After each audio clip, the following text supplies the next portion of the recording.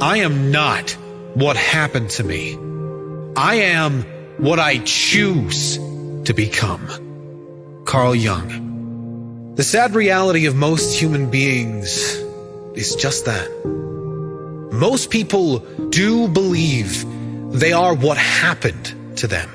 Most people equate self-worth with their past, with their achievements, with how other people view them. But we are none of those things. We are, as Jung puts it, who we choose to become. We are always one decision away from a completely different life.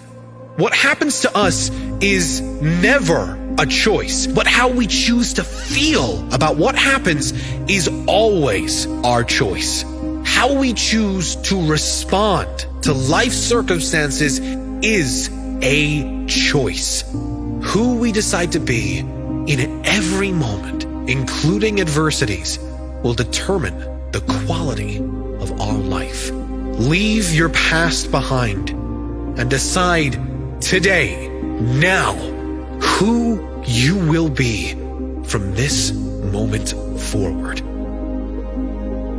Until you make the unconscious conscious, it will direct your life, and you will call it fate. Carl Jung. Why do bad things keep happening to me, some say? Why do the same negative kind of people keep appearing in my life? The unconscious, or rather subconscious, controls almost all human behavior. It has been said that almost all brain activity happens on a subconscious level. The problem is, most people do not understand this basic principle, and therefore are running their life on autopilot, repeating the same reactions and responses, and often repeating the same problems over and over again in a figure-8 loop. Einstein said, the definition of insanity is doing the same thing over and over again and expecting a different result. Until you change the reactions, responses, and actions you've conditioned into yourself unconsciously, you won't see different outcomes in your life. Until you learn why you are acting in a certain way, you'll never be able to act better. Until we learn why we feel a certain way on a consistent basis, we will not be able to consistently feel better in any way. You need to step back and examine your life. Examine you. What feelings, behaviors, habits, and actions are running on autopilot? What can you bring forward to the light, into your consciousness, into your presence? If you can manage that, you can start changing those habits consciously. With repetition, you can reprogram these new habits, feelings, and behaviors into your new subconscious program. Better habits, better reactions, better outcomes. As far as we can discern, the sole purpose of human existence is to kindle a light in the darkness of mere being. Even a happy life cannot be without a measure of darkness, and the word happy would lose its meaning if it were not balanced by sadness. It is far better to take things as they come along with patience and equanimity. The least of things with a meaning is worth more in life than the greatest of things without it. Carl Jung. Without the contrast of sadness, happiness does not exist. Without dark, there is no light. A happy life, then, is not one without sadness or misery or failures or problems. A happy life, a full life, is a life with meaning. If you had in your possession every penny on earth and all the material possessions you desire, it would still give you no guarantees of happiness and certainly no meaning. You don't need things, money, or possessions to have meaning. But meaning does make for a rich life. With meaning and purpose in your life, you can face the inevitable challenges of life without fear. With meaning and purpose in your life, you can let go of the past because there is always a brighter future to work toward, to believe in tomorrow. Meaning and purpose give you reason to get up in the morning, enthusiasm to go about your day, purpose for living. Kindle a light in the darkness of your being. Discover who you are.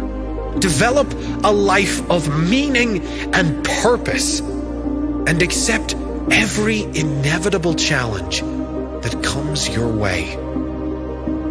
It all depends on how we look at things, and not how they are in themselves. Carl Jung. Whatever happens in your life is not reality, but rather your interpretation of it. Let me repeat. Whatever happens is not reality, but your interpretation of reality.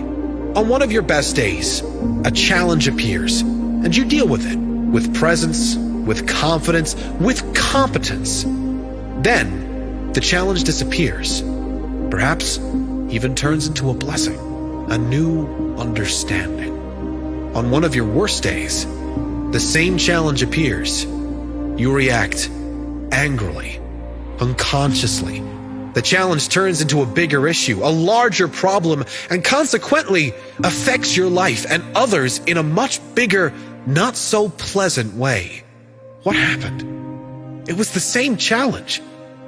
It depends how you look at it. We've all experienced moments like this.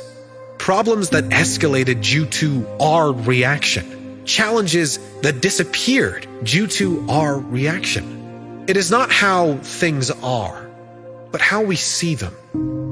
We can see beauty in anything and ugliness in anything. The real question is, what do you choose to see?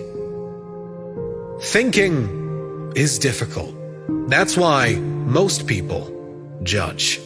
Carl Jung. We have to step back and catch ourselves judging. And this is not easy, because we all want to think of ourselves as good human beings, and you may well be. But you must take ownership of your judging as much as the next person. Judging people, judging things, judging circumstances. How do you judge? Who do you judge? Has there ever been a moment in your life where you've judged a person or a situation and then realized you were completely wrong? I think we've all had this experience. We should never judge a person or a situation where there are no facts.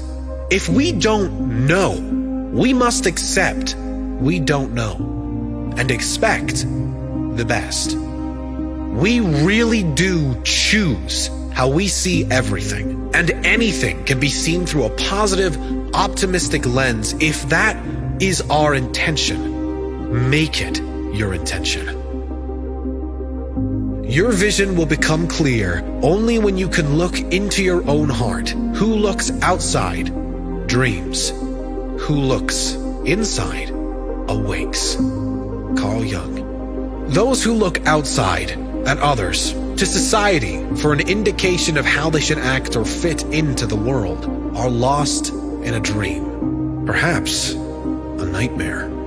A life lived not authentically, but how they perceive will be most acceptable by the standards of society. To awaken is to look within your own heart, to trust your intuition, and to be brave enough to live life on your terms, not caring for others' opinions or judgments, only focused on the life that lights you up, the authentic you, living your authentic life. That is the awakened life, the real you, living with freedom of all outside expectations and opinions. Knowing your own darkness is the best method for dealing with the darkness of other people. Carl Jung. When we understand from a place of true humility that we are capable of the darkness, and that darkness is within us all, we can then have empathy for the way others act. Understanding that everyone is doing the best with the life circumstances they were presented. As Maya Angelou said, if they knew better, they'd do better. We've all made mistakes. And for most of us, when we stuffed up, we knew better. So we did better.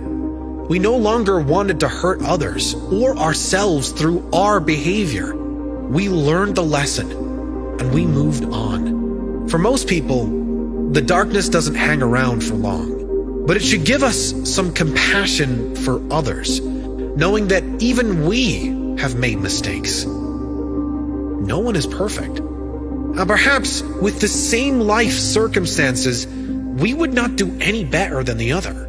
Perhaps if we went through what they went through, we would not have the tools to do any better than they are doing. It does not mean condoning any type of behavior.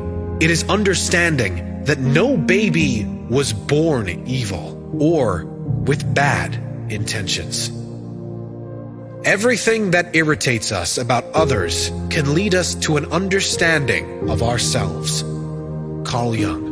Anything that irritates you in another is likely within you or within your shadow. They are the things we are most afraid will come out of ourselves.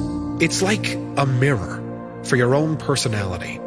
What irritates you in others can teach you important things about yourself. Pay attention to those things in others that irritate you. Perhaps there is something you can work on too. Where love rules, there is no will to power.